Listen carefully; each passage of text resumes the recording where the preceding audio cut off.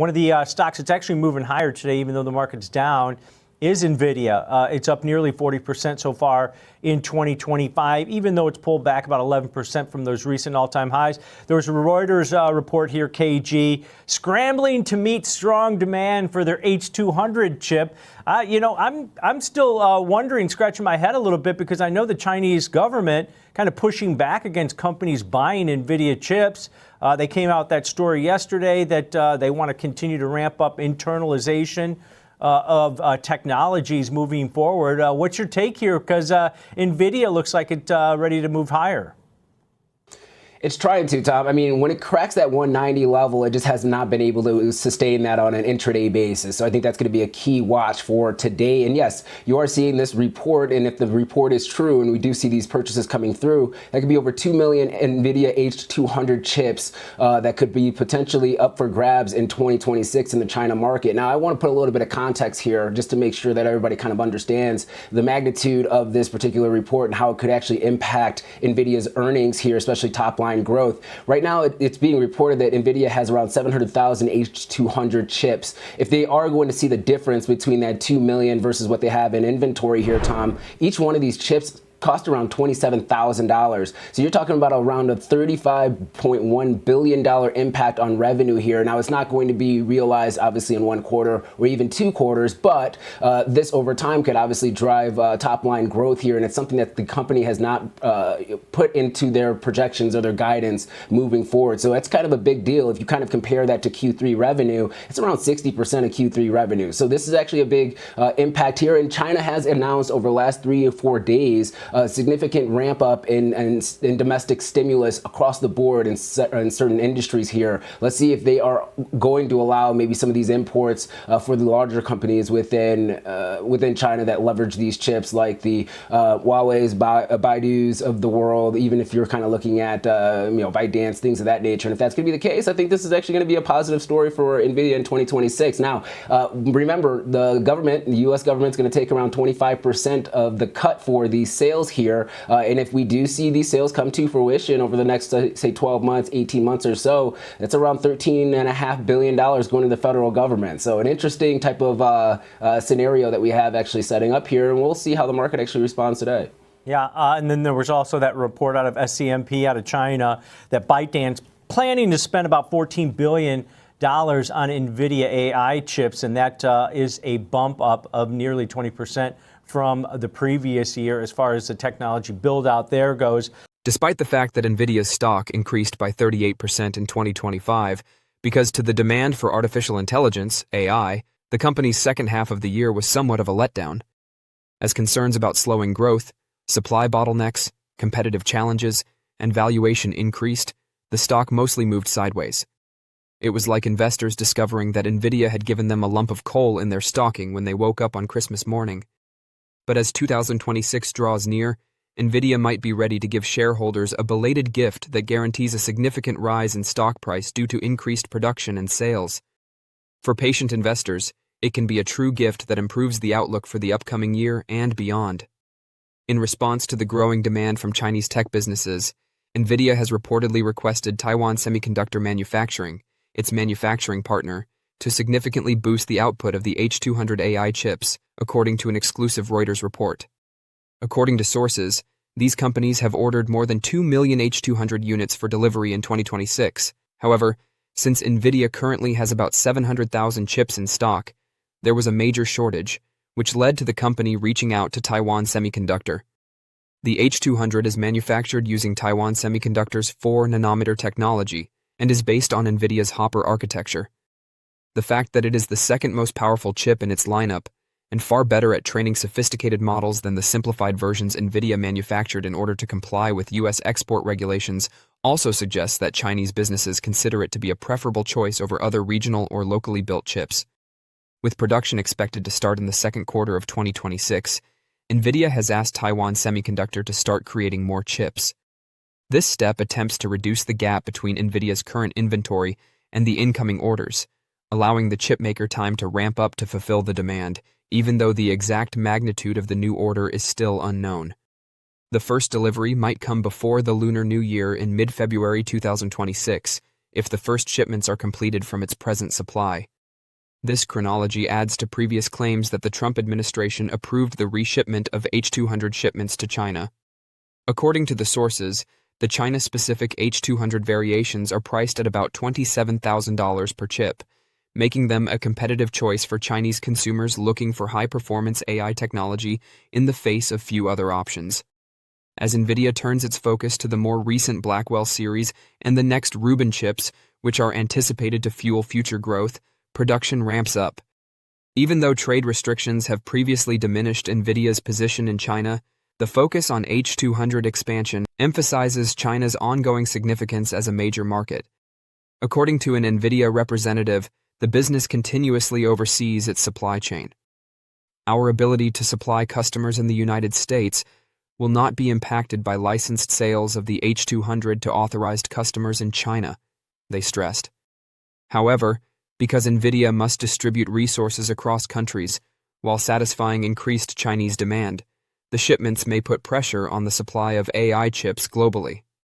China's Ministry of Industry and Information Technology did not reply to Reuters' questions, while Taiwan's Semiconductor declined to comment on the issue. Important takeaway: investors shouldn't become overly optimistic just yet. Beijing has not authorized any H200 imports, and the Reuters article is based on unnamed sources without official confirmation from Taiwan's Semiconductor, Nvidia, or Chinese authorities. Nvidia may be able to recover in China if the allegation turns out to be accurate, which would help offset the billions of dollars in lost sales it reported this year and the $5.5 billion write-down it made on its chip inventory. In addition to giving investors a New Year's present, renewed chip sales to China might be the first step toward reclaiming market share. Whether it's time to benefit from Nvidia stock is currently the main question for investors in the company. In order to decide what investors should do with their shares of this soaring AI stock, this video will examine Nvidia's operations and stock price. Nvidia has experienced rapid growth as a result of the surge in expenditure on AI infrastructure, with recent results showing an acceleration. The chipmaker's quarterly sales in fiscal Q3, which concluded on October 26, 2025, was $57.0 billion, a 62% increase from the previous year. The tech company's growth narrative is robust, as evidenced by the acceleration from 56% growth in fiscal Q2. Additionally, this year's profits have continued to grow. In fiscal Q2, Nvidia recorded a net income of $26.4 billion, a 59% increase from the previous year. In fiscal Q3, its net income increased by 65% year over year to $31.9 billion.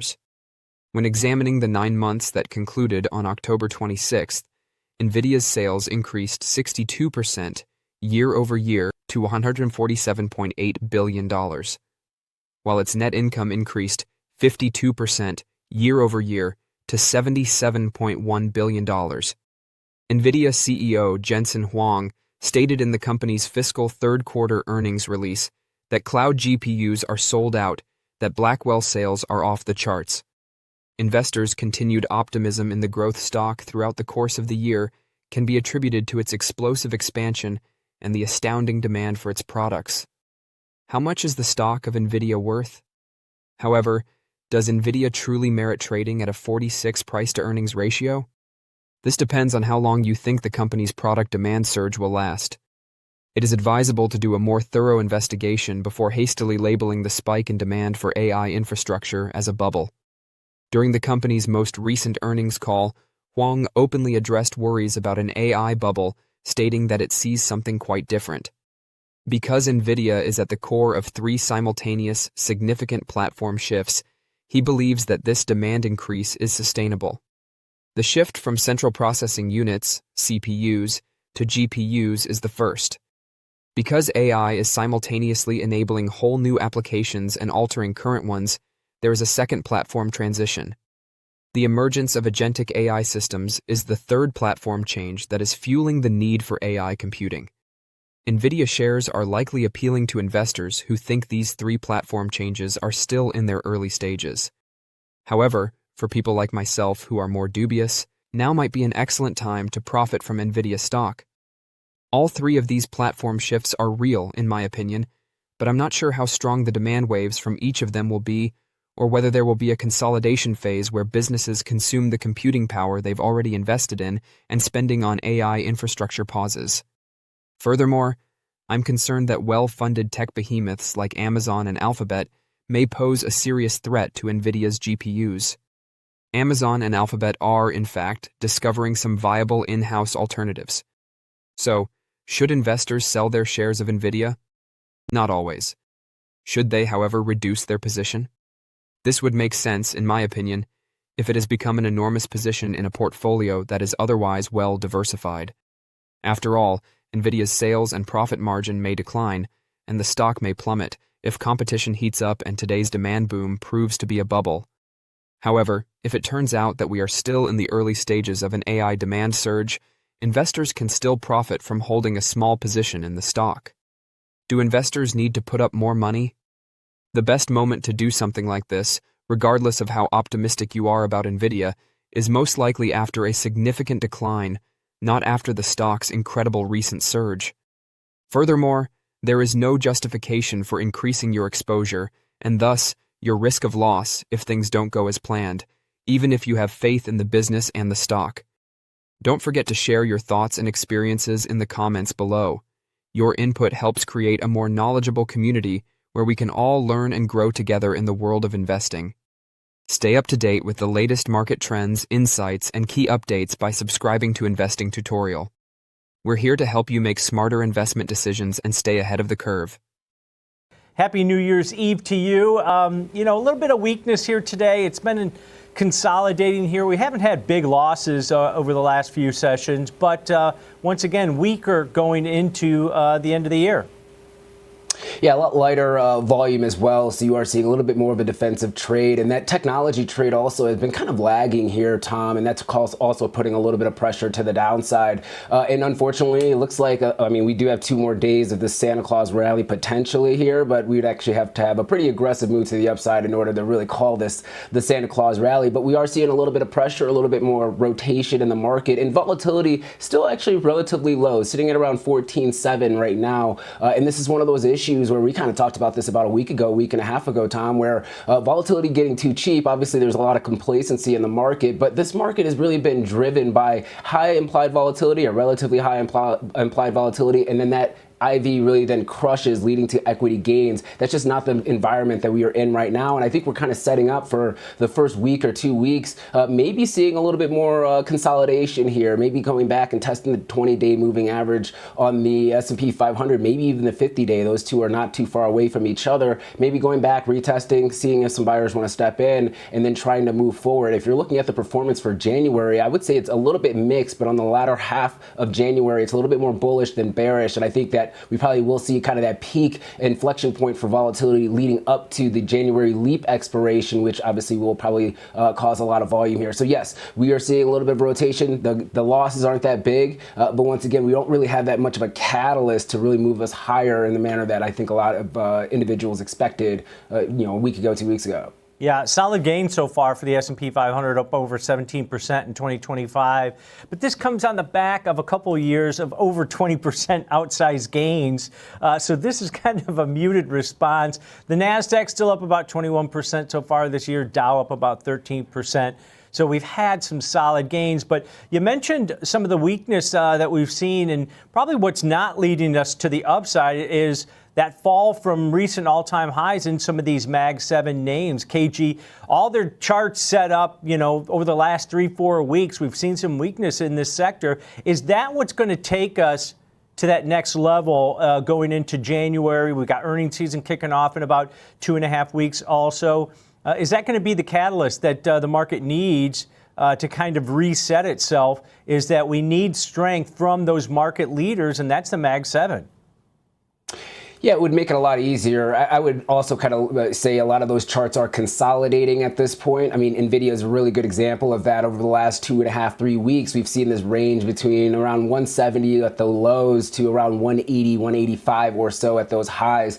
And it has broken out of a bearish formation, but it's still consolidating, and you're looking for some buyers to really step in and try to break this one higher. I think that would be obviously the bigger catalyst for this market. And from a market cap weighted standpoint, it makes it a lot easier. If you can have consumer discretionary, information technology, and communication services push us higher here, it makes it easier for us to make new all-time highs. But the broadening trade is also something not to fear. It just makes it a little bit more difficult. You got to be a little bit more of a stock picker in order to gather some alpha within this market. But I would agree with you. I think a lot of these stocks have also been extended pretty aggressively this year, and I think you are seeing maybe the risk appetite when it comes to a lot of these themes for the AI trade from the mega cap names starting to wane here a tad bit, maybe a little bit more concerned when it comes to the credit markets and the CDS markets, if you will, and you're looking at other opportunities that could still benefit from the AI trade. And I think the memory names are a perfect example of this over the last 3 months or so, where they have aggressively moved to the upside. We also have industrials doing the same